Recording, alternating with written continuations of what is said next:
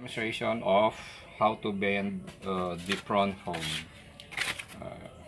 This is a food pack depron foam, and it's very fragile if you try to bend it.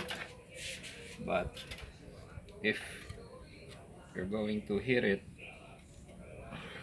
it up to boiling point of water,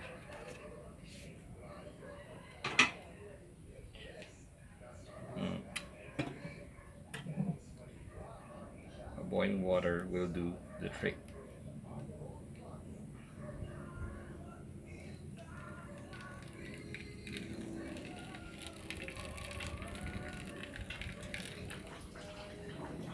Then wait for it to cool down.